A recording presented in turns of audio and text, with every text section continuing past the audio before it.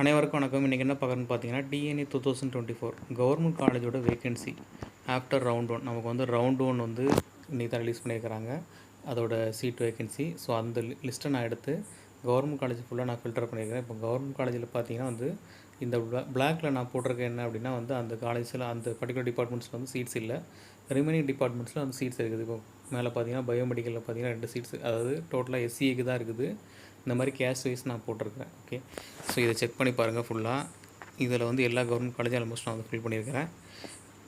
இது எல்லாம் செக் பண்ணி பார்க்கும்போது எனக்கு தெரிஞ்சு வந்து இதில் மேஜராக பார்த்தீங்கன்னா மெக்கானிக்கல் டிபார்ட்மெண்ட்டில் வந்து நிறைய சீட்ஸ் வந்து அவைலபிளாக இருக்குது. ஓகே, ஸோ ரவுண்ட் 2 ஸ்டூடெண்ட்ஸ் வந்து மேஜராக என்ன பண்ணலான்னா, நீங்கள் மெக்கானிக்கல் டிபார்ட்மெண்ட்ஸ் தான் உங்களுக்கு மோஸ்ட்லி ஆப்ஷன்ஸ் இருக்கும் கவர்மெண்ட் காலேஜில். ஸோ அதை நீங்கள் வந்து உங்கள் சாய்ஸ் ஃபில்லிங்கில் நீங்கள் தாராளமாக போடலாம். Okay, so mechanical department emerging department தான் உங்களுக்கு வந்து அது வந்து ஒன்றும் அவுட்டேட்டடான டிபார்ட்மெண்ட்லாம் கிடையாது. ஓகே, ஸோ அதுலேயும் நிறைய ஆப்பர்ச்சுனிட்டிஸ் இருக்க தான் செய்யுது. ஓகே, ஸோ இதெல்லாம் செக் பண்ணி பாருங்கள். இந்த என்டையர் லிஸ்ட்டை நீங்கள் செக் பண்ணி பார்த்தீங்கன்னா உங்களுக்கு வந்து ஒரு ஐடியா கிடைக்கும்.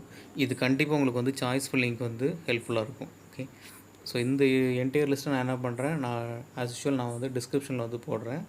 நீங்கள் டிஸ்கிரிப்ஷனில் இருந்து நீங்கள் வந்து டவுன்லோட் பண்ணிக்கிங்க. டவுன்லோட் பண்ணி நீங்கள் வந்து ஃபுல்லாக செக் பண்ணி பாருங்கள். ஓகே, உங்களுக்கு சாய்ஸ் ஃபில்லிங் வந்து 2 days டைம் கொடுத்துருக்காங்க ப்ராப்பராக. அதை யூஸ் பண்ணி நீங்கள் வந்து சாய்ஸ் ஃபில்லிங் பண்ணுங்கள். அவசரப்பட்டு லாக் பண்ணாதீங்க, பொறுமையாக நீங்கள் சாய்ஸ் ஃபில்லிங் பண்ணுங்கள். உங்களுக்கு வந்து லாஸ்ட் டேட்டு 5 PM வரைக்கும் நீங்கள் வந்து சாய்ஸ் ஃபில்லிங் பண்ணலாம். ஓகே, ஸோ நீங்கள் வந்து சாய்ஸ் ஃபில்லிங் தெளிவாக பண்ணுங்கள். ஓகே, ஸோ அவசரப்பட்டு லாக் பண்ணாதீங்க. ஸோ இது என்னோடய அட்வைஸு. ஸோ இந்த வீடியோ கண்டிப்பாக உங்களுக்கு யூஸ்ஃபுல்லாக இருந்திருக்கும். யூஸ்ஃபுல்லாக இருந்துச்சுன்னா லைக் பண்ணுங்கள், சப்ஸ்கிரைப் பண்ணுங்கள். தேங்க்யூ.